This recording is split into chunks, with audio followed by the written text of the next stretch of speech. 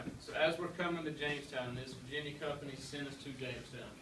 How are we going to fix the Native American attacks? What are we going to do to the Native Americans? We're going to befriend them. Who wanted to befriend the Native Americans? John Smith. John Smith.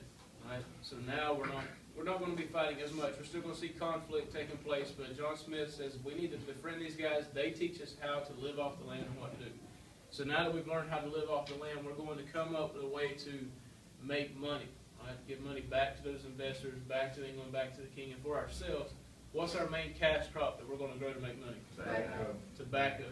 Right? Who come up with a curing method for tobacco? John Rolfe. Right?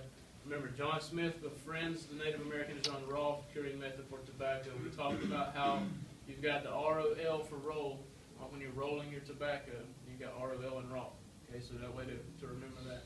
All right, so as we move on and we get to the next thing, we talked about now that tobacco is such a big way of making money, everybody's wanting to grow tobacco and make the money. We got to have the land, right? Whose land is it that we're going to try to take? Native Americans. Whose idea is it to take the land? Nathaniel Bacon. What's the name of the event where he's trying to take it? Bacon's Rebellion. Right? So Bacon's Rebellion, we got Nathaniel Bacon, we got our backcountry farmers and our plantation guys going at it here. Our Native Americans and our colonists going for the same land. Right? Are we successful in Bacon's Rebellion? No. Right? But we're constantly going to continue to fight, see the issues take place. So as Bacon's Rebellion fails, we're still going to see, we'll eventually start to gain more land. Right? As we gain more land, we're growing more tobacco, we're going to need slaves. Where do we get the slaves from to work the land? Africa. Right? The torturous journey from Africa to North America is the Middle Passage. Okay? When they get to North America, right, the ones that are able to live through the journey, because we said over 1 million slaves die on the way here. Once they get here, they're working in the fields. Once they're done and they've cultivated the crop and they're ready to ship it off, to ship it to where? To Europe. Right? From North America to Europe. If we're going from North America to Europe, we're a raw material, we're traveling the transatlantic trade. Right? Once it gets to Europe, what does Europe do with the raw material? They turn it into a manufactured good. Right? Perfect. And then that'll be shipped out back to Europe, to Africa, or back to us here in the New World to be able to use. Okay? So that whole thing is a triangle trade. Right? And those are the steps to make the triangle trade, right? So it's got 3 continents involved in the triangle trade. We got Europe, Africa, and North America. We've got the Middle Passage that goes from Africa to North America where we're trading slaves. And we've got the transatlantic trade that goes from North America to Europe where we're trading goods. Okay? All right, so the next thing that we talked about, we got into the colonies themselves. There's 13 original colonies. If we start off in the South, there's 5 in the South. Right? Georgia, South Carolina, North Carolina, Virginia, and Maryland. Where is James Oglethorpe going to found? Georgia. Right? You think about Savannah, you got Oglethorpe Mall and all these things, so he's found in Georgia. Okay? 2 reasons. Buffer states and what? Debtors colony. Okay? Who are we buffering? Who are we going to protect? South We're going to Carolina. protect South Carolina because the Spanish are where? Florida. Florida. All right? So if we move on up further north, we get into Virginia. Virginia is where we see the slave codes come in. What are slave codes? Laws that slaves and slave owners have to Laws that the slaves and slave owners have to abide by, right? They have to live by, follow.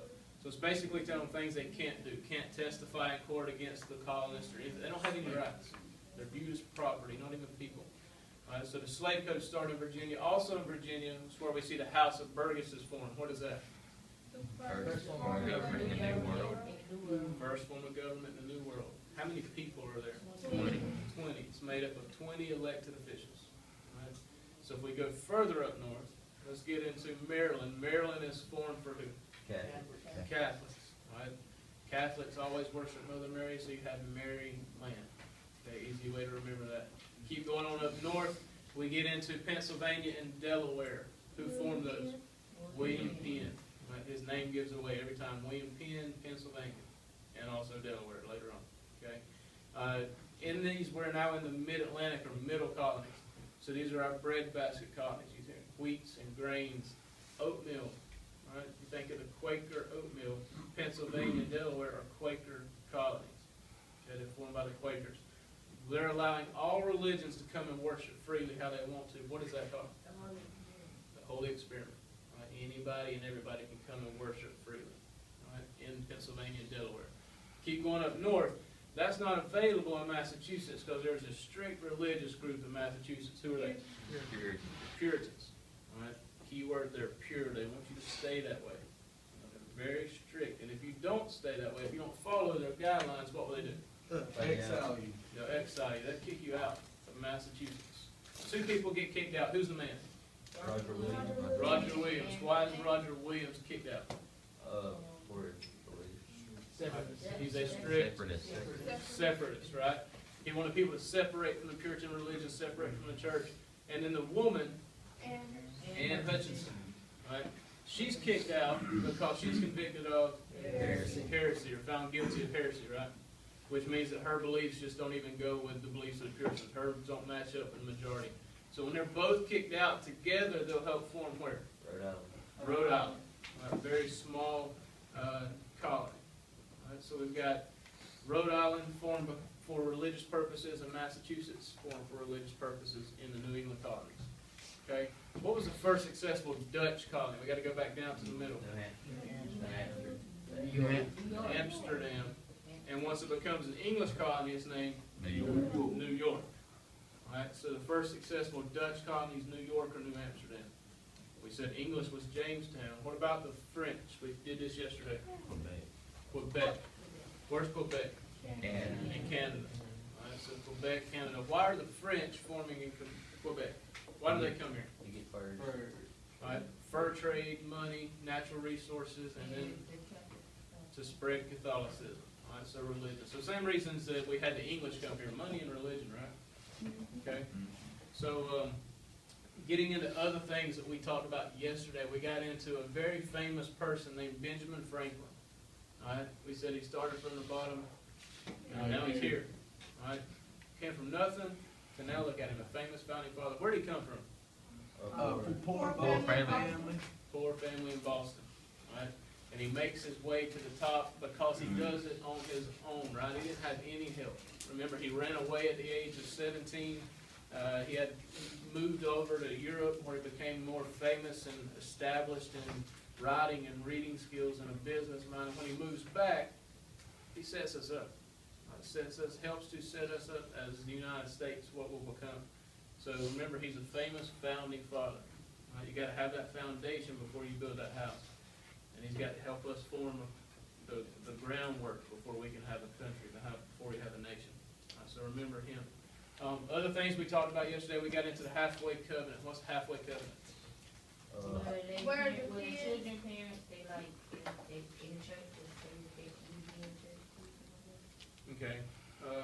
You're dealing with church, you're dealing with kids, but it's not the fact of going to church and stuff. What are we doing with the church? It's pretty much where the kids or grandkids, where their parents or grandparents are in the church and they're like halfway, they're choosing whether or not they want to be in the church or not. Right, right. So we're halfway there. We're not all the way there, so we're partially there, right? And a covenant, remember, is whenever you're joining something, you're taking an oath, they're joining the church. So they're partially joining the church. And they're only doing that because their parents and grandparents are already full members. It's not that they've made that decision. They can't make a decision about joining the church till what age? 14. So halfway covenant, right? Partial church membership for any children and grandchildren whose parents or grandparents are full members. Right? Something else that we covered yesterday, we got into King Philip's War. When we talk about King Philip's War, we see that this is just a war between the Native American and colonists just to gain land, right? The colonists just want more land. Where in Bacon's Rebellion, it was to gain land and grow tobacco. We had no purpose for this land other than the fact that we want it. Who gets killed? It's very important. Chief Medicom or King Philip, right? The same guy. Okay, same person. When he's killed, the King of England is upset and he punishes the colonists in two ways. What does he do? He takes away something. What's he take away first? Takes away the House of Burgesses. Not the House of Burgesses. He takes away the Massachusetts Charter, right? So now they can't govern themselves. He's also going to establish something. What's he established? The Dominion of New England. Okay? So there are three results for King Philip's War. Chief Medicom or King Philip is killed. The establishment of the Dominion of New England, and then the Massachusetts Charter is revoked.